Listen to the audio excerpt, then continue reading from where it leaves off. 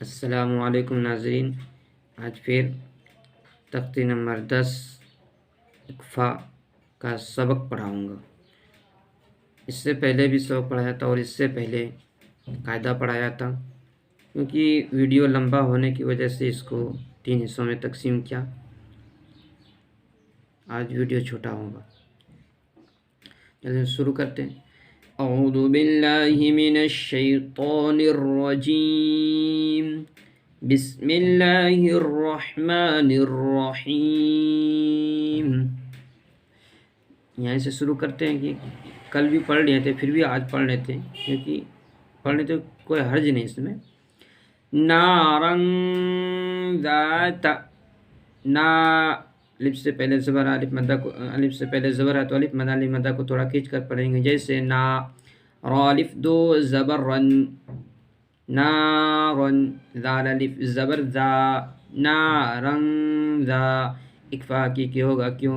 دو زبر تنوین کے بعد حروف اکفا کے 15 حرفوں میں سے ذال آئی ہوئی ہے، اسی لیے تنوین کی آواز کو ناک میں چھپا کر پڑھیں گے، جیسے نارن ذا، تا زبر تا، نارن ذات، کتاب فی، کاف زیر کی، تا کھڑا زبر تا، کتا کھڑا زبر برابر ہوتا ہے الف مدہ کے، جیسے تا کتا، بعد و پیش بن، کتابن، فا زر فی، کتاب فی۔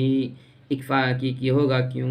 دو پیش تنوین کے بعد حروف اکفا کے 15 حرفوں میں سے فا آئی ہوئی ہے، اس لیے دو پیش کی تنوین کو ناک میں چھپا کر پڑھیں گے، جیسے کتاب فی، حاضر ہی، کتاب فیہ۔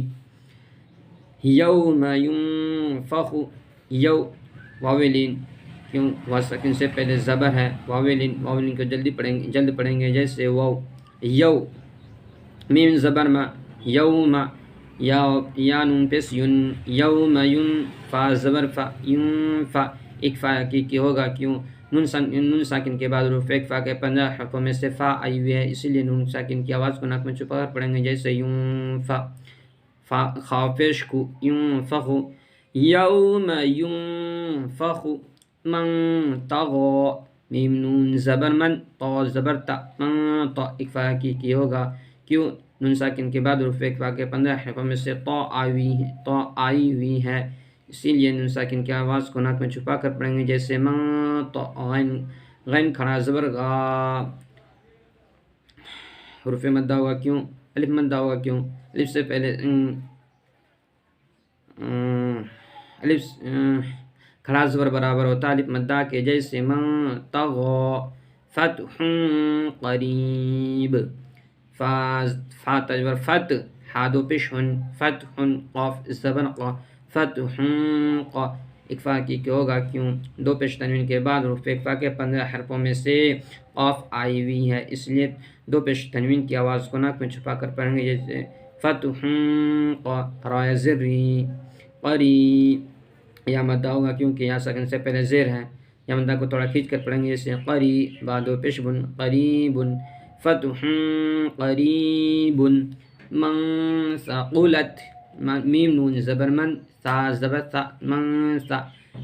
اکفا حقیقی ہوگا کیوں؟ نون ساکن کے بعد حروف اکفا کے 15 حرفوں میں سے ثا آئی ہوئی ہے، اسی لیے نون ساکن کی آواز کو ناک میں چھپا کر پڑھیں گے، جیسے من ثا، قاف پیش قو، من ثق، لام تا زبر لت، من ثقلت، انزلنا، حمزہ نون زبر ان، زالم زبر زل، انزل۔